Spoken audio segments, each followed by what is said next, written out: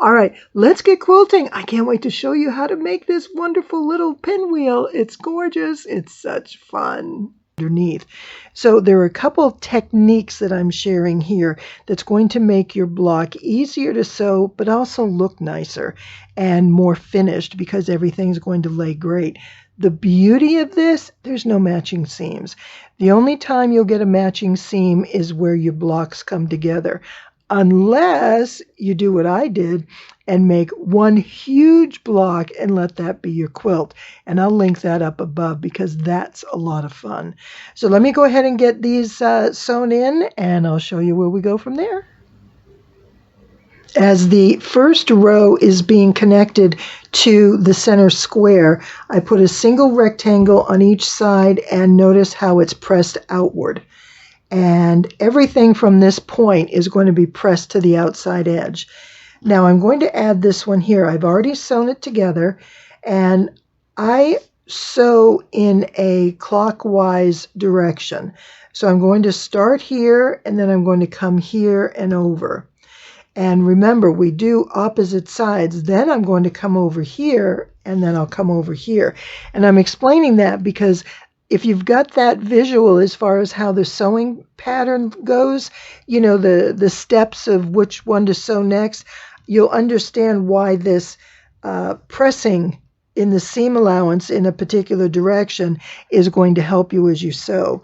So when I pick this up right here, I am going to sew this from one side down to the other. All right, you see that? Now, then I'm going to come around and I'm going to sew from here down to the other. And while these seam allowances are in opposite directions, as I'm sewing, they're in direction of my pressure foot, in the direction that I'm sewing. And that just makes it easier because I don't have to worry about other seam allowances getting in the way or having the ends flip over.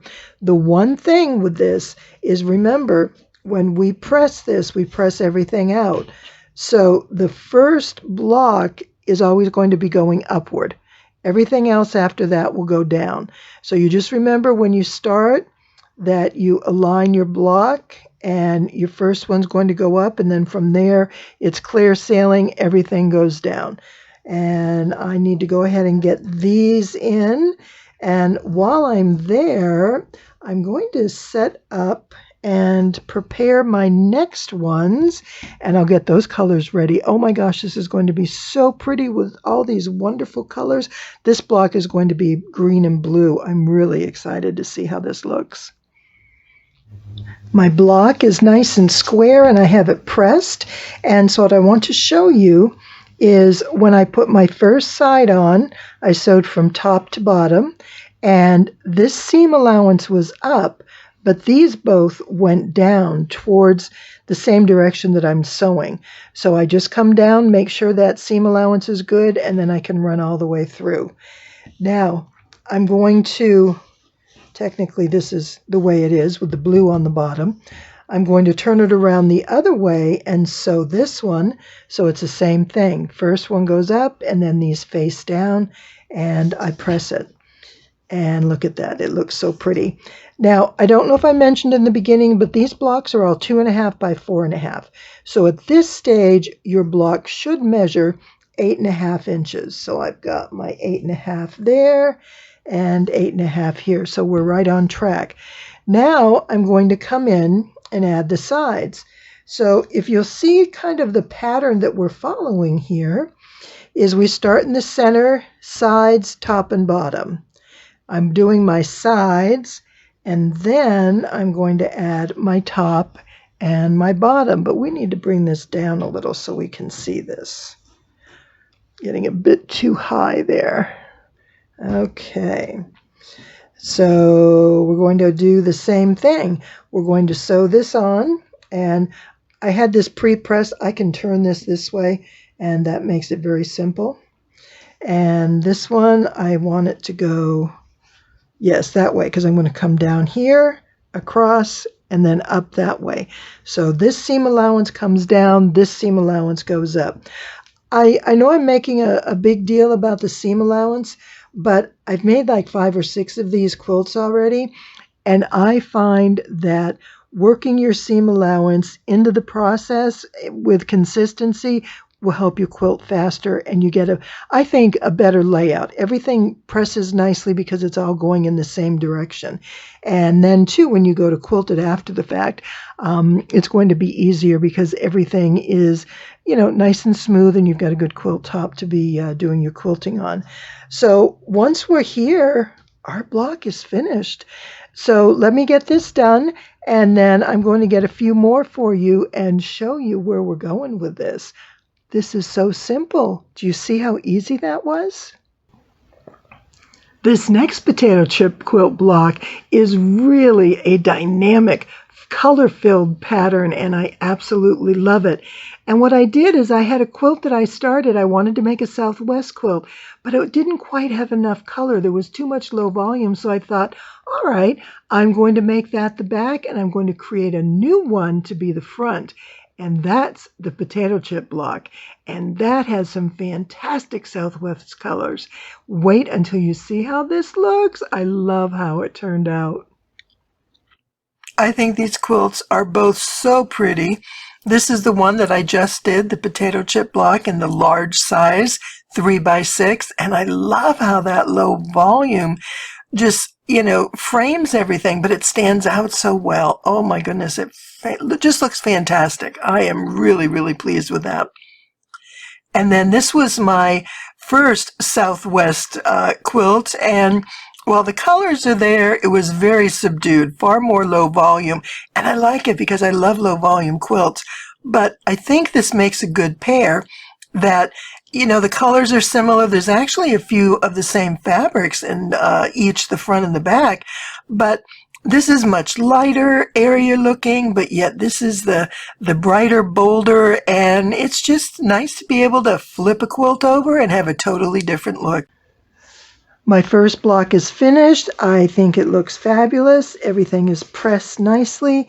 You can see on the back that one needs a little TLC, and sometimes you'll get that with these, and just give it an extra press and they'll stay put where they need to be. But everything lays flat, so when you do your finishing iron to get everything ready for quilting, then it's going to be so much easier because all the seams are going in the direction you want them to. Now, this is block number 1. The project we're making needs to have 4. So let me show you what I did when you weren't looking. Here's number 2. Ooh, and you're seeing a pattern here, right? You're seeing a bit of a diagonal line developing, which is just the coolest thing. I was using pen and paper and kind of squiggling some squares and lines. I said, there's got to be a way that we can do this. And I think we found it. I absolutely love how these are looking. Now, let me show you what we're going to do with them. Before I lay these out, I do want to show you, I spent some time doing some diagrams and figuring out and counting and how many blocks, and I came up with it, so I'm so excited. Now, I am going to get a pattern ready for this as well. So that's definitely going to, let's see, I'm just thinking how I want to put this, definitely going to be beneficial so that you'll be able to make your own. So let's see, is it this way? There we go. I think I'm on the right track. Is it starting to look like it? Nope, we got to go this way. I think we're going to make it. And then this one goes this way. So the trick is to have the long ones meet in the center. Whoops. Except that, hold on. There we are. Okay. Whew. I thought I did it wrong. So the trick is to have them meet in the center. Let me see if I can get all this in the screen here. And we've got our fan, our pinwheel. I think this is fabulous. I am so excited about this. So excited that I made a huge one. I told you these blocks are 2.5 by 4.5. They finish at 2 by 4. I made a really big one, and I think it finishes, let me think, it was like 5 by 10 or 4.5 by 9.5. I forget what the actual end dimension was, but I made it into one block was 24 inches so that I could make a backing for a quilt. So I made this pattern as a backing for a quilt. So excited. I can't wait to show you what that looks like. But check this out. Isn't it wonderful? I love the scrappy nature of it, and that's just the nature of the potato chip block. Now, I did stick with a color scheme of primarily blues and greens just to tie it together. And you could do this completely scrappy. Like I said, this is the first time I've made it like this. And I just wanted to make sure that I've got enough contrast in order to make everything work and stand out and see the pattern. Now, this is white on white, so it's very bright and it's a great contrast. And these, you'll notice, are all predominantly dark colors. So I'm guessing that's going to be relevant. And if you use more low volume, where maybe these are beigey colors, and mix some lighter colors into this, you may not get as stark a contrast, but you're still going to get the pattern. And, you know, there's just some really fun things we can do with this. And that's what I'm excited to figure out. And that's going to be down the line. But today I am thrilled that I have a pinwheel out of potato chip blocks. So I'm going to show you some other pictures, but I'm also going to finish this up so you can see how wonderful it looks sewn together. Oh, I'm so excited to share this with you. Here's the block that started today's quilt that I'm working on. Each of these is 24 inches, which is incredible. These are really, really large blocks. So this is 48 inches, plus I put a little trim around the edge. I made this with a leftover fabric for the quilt in a day I did about a month ago. It was a layer cake quilt, and it was alternating 4 patches. And it was a very simple quilt, and it went together fast, and I really love these fabrics and the colors. And like I said, this is what was left over, so not everything is included in here, and there may not be as dynamic a color scheme as the front. But I will put the video for the first quilt up above, because that way you get a picture of what I'm doing here. So this is going to be the back, and I'm going to put an extra row around here of squares done in this particular size. And I think that's going to work out just well, or just enough so that it'll fit the original quilt, because right now it's a couple inches short. So by adding on all 4 sides, that'll bring this quilt to the same size, and I can do a front to back quilt with the same fabrics. I like doing that. I think that's just kind of a fun idea, an elaborate way of making a quilt back and being able to try something new. So what did I learn here? Well, stripes are a pain in the neck to work on a diagonal pattern. And, you know, I could have done it in long straight strips, but I pieced it. And so anyways, you know, proceed with caution in that regard. The first thing I would suggest, if you're doing this particular block, whether it be small or large, make one. Just make one so you get an idea of how it goes together, but then you see how it looks. And you can look at the fabrics you're choosing and make sure, do you have enough contrast? This barely has enough contrast. I mean, I can see the difference, but this is pretty busy.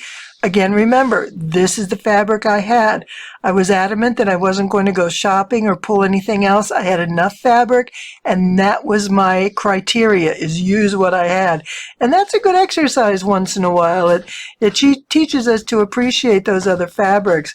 But the other thing is I didn't quite have enough of the print, so I incorporated some solids. And those worked out well, but you know, make sure you don't get all 4 corners, you know, in similar fabrics, similar colors. You want to make sure that this changes up a bit.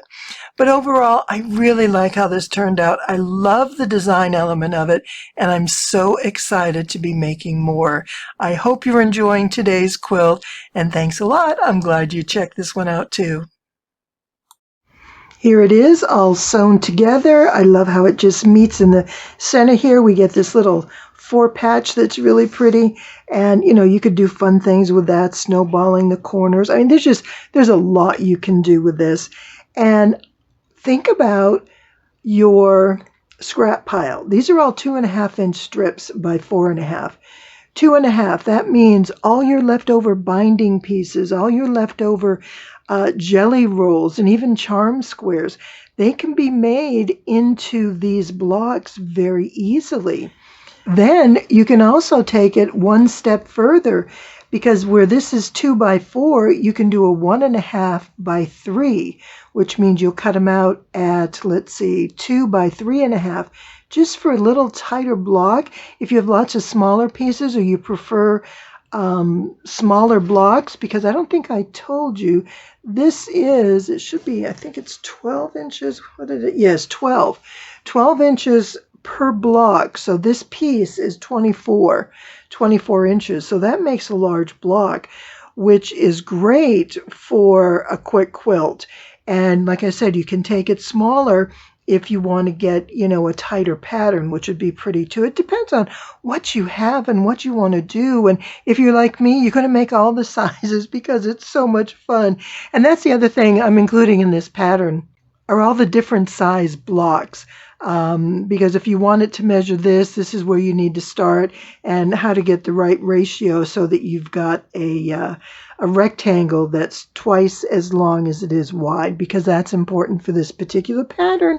But well, I think that's just about everything I know about the potato chip block, until I come up with some more, and you know I'll be back with that. But I want to make sure you get the free tutorial. Don't forget to download this. It's been around for a couple months, so you may have already downloaded it, but it's a great resource to have. Plus, I do hope you check out my pattern. I'm really excited about it, and I'm so excited to have you see it. Let me know what you think, and remember, it's on sale right now through August 31st of 2024, and we are going to have fun making more potato chip blocks. You know, we have holidays coming up. I think maybe a Quilt of Valor for Labor Day, and a Quilt of Valor for President's Day would be awesome too. That means we can have 2. Oh, and we can make it front and back and reversible. And then we have Thanksgiving.